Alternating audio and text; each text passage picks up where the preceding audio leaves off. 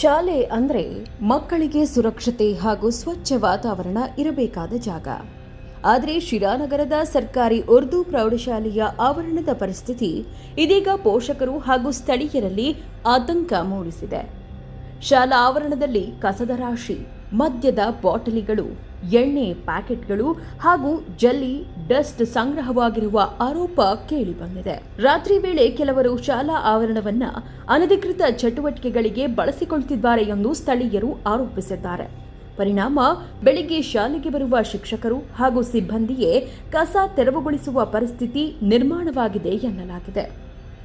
ಇಷ್ಟೇ ಅಲ್ಲದೆ ಕೆಲವರು ಶಾಲಾ ಆವರಣದಲ್ಲೇ ಮಲಮೂತ್ರ ವಿಸರ್ಜನೆ ಮಾಡುತ್ತಿರುವುದರಿಂದ ವಿದ್ಯಾರ್ಥಿಗಳು ಹಾಗೂ ಶಿಕ್ಷಕರು ತೊಂದರೆ ಅನುಭವಿಸುತ್ತಿದ್ದಾರೆ ಎಂದು ಸ್ಥಳೀಯರು ದೂರಿದ್ದಾರೆ.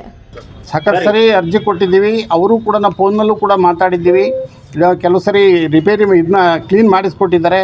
ಮತ್ತೊಮ್ಮೆ ಪ್ರತಿದಿನ ಕಸ ಹಾಕ್ತಾರೆ. ಯಾಕೆಂದರೆ ಇಲ್ಲಿ ಮಾರ್ಕೆಟ್ ಇದೆ, ಪಕ್ಕದಲ್ಲಿ ಮಾರ್ಕೆಟ್ ಇದೆ. ಅವರು ಬೆಳಗ್ಗಿನ ಜಾವಕ್ಕೆ 2 ಗಂಟೆಗೆ ಬರ್ತಾರೆ, ಇಲ್ಲೆಲ್ಲ ಗಲೀಜು ಮಾಡ್ತಾರೆ. ಹಾಗಾಗಿ ನಾವು ಈಗಾಗಲೇ ಸ್ಕೆಚ್ ಮಾಡಿಸಿ ಸರ್ವೆ ಮಾಡಿಸ್ಬೇಕು ಅಂತ ಸಾಕಷ್ಟು ಸರಿ ತಹಸೀಲ್ದಾರ್ಗೂ ಕೊಟ್ಟಿದ್ವಿ. ಎಲ್ಲ ಪತ್ರಗಳು ಇದ್ದಾವೆ. ಸರ್ವೆ ಮಾಡಿಸ್ಬಿಟ್ಟು ಕಾಂಪೌಂಡ್ ಆಗಿಬಿಟ್ಟು ದೊಡ್ಡ ಕಾಂಪೌಂಡ್ ಆದರೆ ಅದು ವ್ಯವಸ್ಥಿತವಾಗಿ ಇರೋಕ್ಕೆ ಸಾಧ್ಯ. ಖಂಡಿತ ಸಾಕಷ್ಟು ಸರಿ ತಂದಿದ್ದೀವಿ. ಮೌಖಿಕನೂ ಹೇಳಿದ್ದೀವಿ, ಲೆಟ್ರೂ ಕೂಡ ಕೊಟ್ಟಿದ್ದೀವಿ. ಎಲ್ಲವೂ ಕೂಡ ದಾಖಲೆ ಇದೆ. ಇಲ್ಲಿ ಪತ್ರಾಂಕಿತ ಮುಖ್ಯೋಪಾಧ್ಯಾಯರಿದ್ದಾರೆ, ಅವರು ಗೆಸ್ಟೆಡ್ ಆಫೀಸರು. ಏಕೆಂದರೆ ಅವರು ಎಲ್ಲವನ್ನು ನೋಡ್ಕೊಳ್ತಕ್ಕಂಥ ಜವಾಬ್ದಾರಿ ಹೆಡ್ ಮಾಸ್ಟರ್ದು. ಅವರು ಕೂಡ ನೋಡ್ಕೊಂಡಿದ್ದಾರೆ, ಪತ್ರ ವ್ಯವಹಾರ ಮಾಡಿದ್ದಾರೆ, ಎಲ್ಲವನ್ನು ಕೂಡ. ಇದರ ನಡುವೆ ಜೆಜೆಎಂ ಕಾಮಗಾರಿಗೆ ಬಳಸಲು ಶಾಲಾ ಆವರಣದಲ್ಲಿ ಜಲ್ಲಿ ಡಸ್ಟ್ ಸಂಗ್ರಹಿಸಿರುವುದರಿಂದ ಧೂಳಿನ ಸಮಸ್ಯೆಯೂ ಹೆಚ್ಚಾಗಿದೆ. ಧೂಳಿನಿಂದ ವಿದ್ಯಾರ್ಥಿಗಳ ಆರೋಗ್ಯದ ಮೇಲೆ ಪರಿಣಾಮ ಬೀರುವ ಆತಂಕವನ್ನ ಪೋಷಕರು ವ್ಯಕ್ತಪಡಿಸಿದ್ದಾರೆ. ಶಾಲೆಯ ಮುಂಭಾಗದಲ್ಲಿರುವ ಕೆಲ ಅಂಗಡಿಗಳವರು ಕಸವನ್ನ ಶಾಲೆಯ ಕಾಂಪೌಂಡ್ ಒಳಗೆ ಹಾಕ್ತಿದ್ದಾರೆ ಎಂಬ ಆರೋಪವೂ ಕೇಳಿಬಂದಿದೆ. ನಿಜವಾಗ್ಲೂ ಇದೆ. ಇಲ್ಲ ಹೇಳ್ತಲ್ಲ, ಬೆಳಿಗ್ಗೆ ಬಂದ ತಕ್ಷಣ ನಾವು ಶಾಲೆ ಒಳಗೆ ಕಾರಣಕ್ಕಿಂತ ಮುಂಚೆ ಜಾಗ ನೋಡ್ಕೊಂಡು ಹೆಜ್ಜೆ ಇಡಬೇಕು. ನಾವು ಅಂಥ ಪರಿಸ್ಥಿತಿ ನಮ್ಮಲ್ಲಿದೆ. ಅದಕ್ಕೆ ನಾನು ಲೆಟ್ರೂ ಕೊಟ್ಟಿದ್ದೀನಿ, ಸರ್ ಪ್ರತಿದಿನ ಕ್ಲೀನ್ ಮಾಡಿಸ್ಕೊಡ್ರಿ ನಮಗೆ ಅಂತ.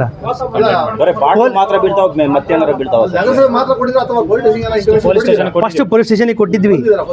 ಪೊಲೀಸರು ಆ ಬೀಟ್ಗೆ ಹೋಗ್ತೀವಿ ಅಂತೇಳಿ ಅವ್ರಿಂದ ನೈಟ್ ಬೀಟ್ ಏನೋ ಇದು ಮಾಡ್ತೀವಿ, ಮೆಸೇಜ್ ಬರುತ್ತೆ ಎವ್ರಿ ಡೇ. ಆದರೆ ಅದು ನಮಗೆ ಅವರು ಒಂದ್ಸಲಿ ಬಂದು ಹೋಗ್ತಾರೆ. ಅವ್ರು ಯಾವ ಟೈಮ್ನ ಮಾಡ್ತಾರೆ ಅಂತ ಹೇಳಕ್ ಬರಲ್ಲ. ಅವ್ರು ಬೀಟು 2 ಗಂಟೆ 3 ಗಂಟೆ ಬರ್ಬೋದು.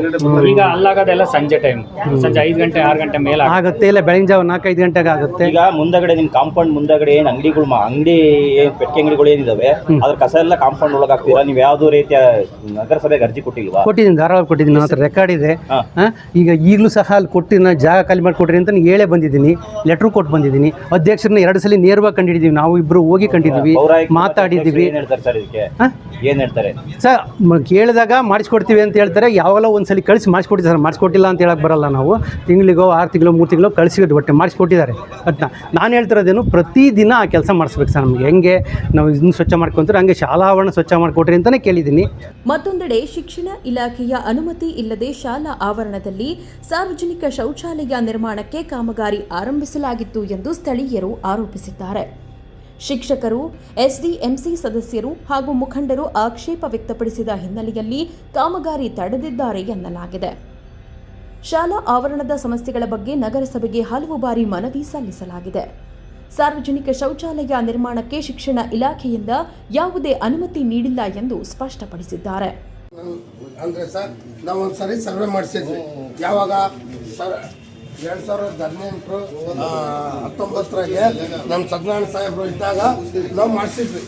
ಅವಾಗ ಸರ್ವೆ ಸ್ಕೆಚ್ ಎಲ್ಲ ಐತೆ. ಕಾಪಿ ಎಲ್ಲಿ ತಹಸೀಲ್ದಾರ್ ಆಫೀಸ್ನಾಗೆ ಅವರೆಲ್ಲ ಯೋಕಾಯೋಗಿ ಹಿಂದ್ಗಡೆ ಬ್ಯಾಕ್ ಸೈಡ್ ಬಂದಿದ್ದಾರೆ. ಆಮೇಲೆ ಬಾತ್ರೂಮ್ ಕಟ್ಟಿದಾರಲ್ಲ, ಅದು ಸ್ಕೂಲ್ ಜಾಗದಾಗೆ. ಇವಾಗ ನಗರಸಭೆ ಕಮಿಷನರ್ ಏನು ಹೇಳಿದ್ರು, ನಾನು ಸರ್ವೆ ಮಾಡಿಸಿ ನಾನು ಕಟ್ಟಿರೋದು ಅದು ನಮ್ಮ ಜಾಗ ಅಂದರು. ಅದಕ್ಕೆ ನೀವು PO ಸರ್ ಇದ್ದೀರಾ, ನಗರಸಭೆ ತಗ ಹೋಗೋಣ. ಅವ್ರು ಏನು ಸ್ಕೆಚ್ ಮಾಡಿಸಿ ಅವ್ರು ಹೆಂಗೆ ಬಂದು ಸ್ಕೂಲ್ ಜಾಗದಾಗ ಕಟ್ಟಿದ್ದಾರೆ, ಅವ್ರ ತಗ ನೀವು ಕುತ್ಕೊಂಡು ಒಂದು ಸ್ವಲ್ಪ ಮಾತಾಡಿ. ನಿಮ್ಮ ಜೊತೆ ನಾವು ಸಹಕಾರ ಇರ್ತೀವಿ. ನಾವು ಈಗ ಅರ್ಜಿ ಕೊಟ್ಟಿದ್ದೀರಾ? ಕೊಟ್ಟಿದ್ದೀವಿ ಸರ್, ಒಂದು 5 ಸತಿ ಕೊಟ್ಟಿದ್ದಾರೆ ಅರ್ಜಿ. ಈಗ ತಹಸೀಲ್ದಾರ್ ಜೊತೆ ಮಾತಾಡಿ ನಮ್ಮದು ಹೇಳಿದ್ದೀವಿ.